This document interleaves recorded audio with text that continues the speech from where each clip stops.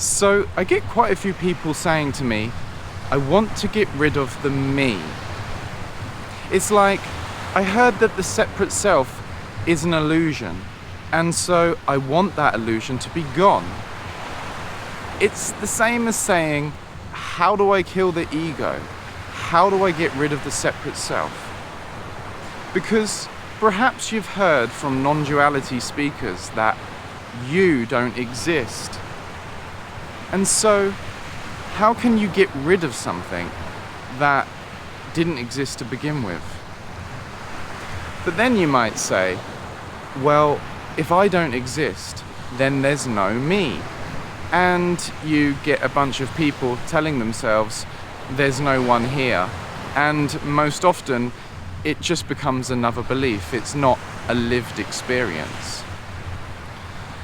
The thing is, it's more accurate to say, you do exist, but just not in the way that you think you do. For so long, you've been believing that all you are is a separate person, a separate individual, a body and a brain that produces consciousness. And you have this internal dialogue, a voice in the head that claims to be you. It has all of these concepts, ideas, beliefs, and opinions. But you're the one who's watching all of this. So how can anything you're aware of be you? It appears within you. It appears in awareness. More accurately, it appears as awareness, because what distance is there between awareness and what you're aware of? You can look down and you can see your body and you can feel the inside of it. You can feel your heart and feel your feelings and hear your thoughts. But none of those things are there permanently. There's gaps in between the heartbeats, gaps in between the thoughts, and the way you feel is constantly changing.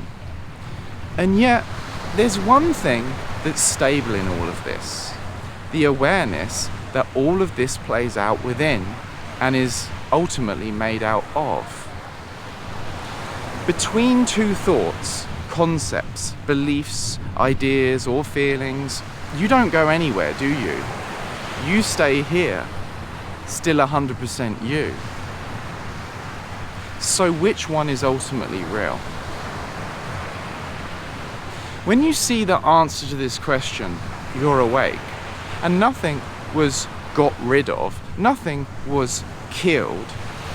It's just that you see that this bundle of thoughts and feelings aren't really essential to who you really are. They don't even have stable continuity. But they're also you in the sense that you give rise to them. You, as this awareness, appear as this body and mind, and these thoughts that say, I am this, I am that. You're not the I in those thoughts. It's not your core identity.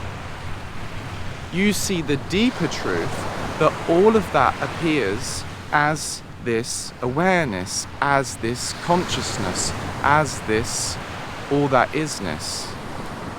It's relatively real, just as the body and mind and the world are relatively real. But it's seen that the ultimate reality is the one consciousness appearing as everything, the formless appearing as all the form. So send your attention everywhere, as I would say.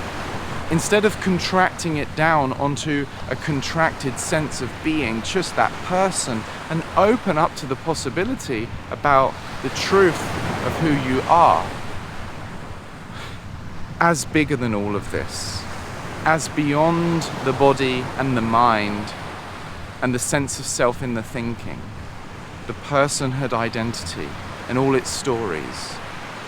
But you can still embrace the stories, you can still embrace the me and its relative realness. You don't need to get rid of the me when you see it for what it is. You don't need to get rid of the sense of self, and relatively, you can't get rid of it, not whilst your human body and brain is working anyway. A sense of self is required for functioning in the world. It's part of how the one consciousness appears to itself in apparent individuality on this plane of reality. But you can see it for what it is. You can see its illusory nature. It can still be used by the one consciousness to move through the apparent world and create. You're just well aware that's not the be-all or end-all of who you are. That you're this formless awareness as which all of the form appears, including any thoughts about a self and any contracted feeling of feeling localized. You can see that aware consciousness is primary, that you appear as this temporary perspective of the one consciousness looking at a part of itself, ultimately timeless and infinite. An apparent contraction, an apparent localization. And when you live in the truth of the one reality of consciousness, the way you think, feel, and behave as an apparent separate individual tends to align with that truth. It's like the nature of the formlessness pours into the form. You see, the dreamer had to forget themselves to appear to themselves, but now knows themselves as the dreamer, appearing as this dream itself, and so the dream itself becomes more dreamlike. You don't need to get rid of the me. It has momentum, and it's often turbocharged by childhood survival stories and fear. But if you believe it's you, if you believe the mind-made image is you, then what can a mind-made image do to get rid of itself? If you want the old fear stories to die within you, then you must see them for what they truly are as awareness. There must be an openness as awareness to everything that's felt and needs to be felt, so that it can be processed and released. This is a realigning of your personal self with the deeper truth of who you really are beyond the personal self. And that's something that happens on the relative level, in time. But no time is needed to see the truth of your being, the truth of your essential self. No time is needed to wake up from the dream of being a separate entity, a separate individual, a flicker of consciousness in a brain, in a dead, dumb world made of matter. No time is needed to wake up from that dream, because who you already are and what already is outside of time. It's pure timelessness, it's pure immediacy, it's what you already are. Awakening isn't an addition, it's not something that's added onto you, it's not new conceptual knowledge, it's not something that the mind gets, it's not an addition, it's a subtraction, a falling away of a belief. But it's just a belief, remember. It never had ultimate existence to begin with. Nothing was got rid of. Nothing had to be removed. The pure immediacy, beyond all concepts, is seen, and therefore the apparent illusion isn't a problem to begin with. If John is playing a character called Mark and forgets that he's playing a character, then what can the character Mark do to try to wake up to the fact that he's not Mark and is in fact John? He can't do anything, because he's the imagination and belief of John. And what does John have to do to get rid of Mark? Nothing. He just remembers he's not ultimately Mark, but he can still play him if he wants to. He can play him with passion. He can feel the feelings and revel in the ultimate reality of it all. He can learn all of the lessons that he learns playing Mark, and if one day in the story Mark appears to die, he can always play another character, because ultimately John is limitless. You're so powerful as the one consciousness that you can dream a dream where you feel like you have no power. But the core of your being is the freedom that you spend so long seeking for on the apparent outside, not realizing it's all you. Integrating awakening in time is the permeation of that revelation through the thinking, feeling, and behavior. If you know yourself as the one consciousness, wouldn't you at least try to reflect that truth in the world somehow, in how you engage with it?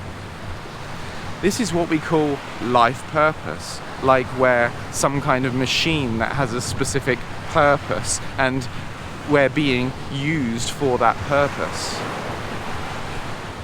This is simply the unfolding of yourself, expressing this world and all of these life lessons, from the childhood traumas to the ecstasy, the pure intimacy, pleasure and beauty. So don't try to get rid of the me, just see beyond it, and then the me that you see will work itself out, and all you have to do is allow, which actually you don't have to do, because it's not a doing, it's a being, and you are that being, and allowing is your nature. So simply be knowingly your natural allowing nature. That's the key to the treasure you're looking for. It's yourself. That's the cosmic joke. And that concludes the video.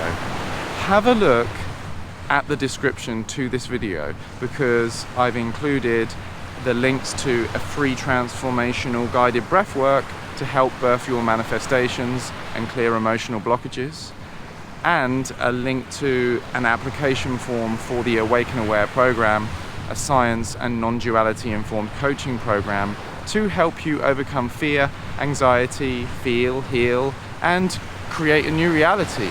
So if that interests you, go to speaktoalex.com and fill in the form to apply for a call with me or one of my team. I hope you enjoyed this video. See you in the next one. Peace and blessings. Love you all. Peace.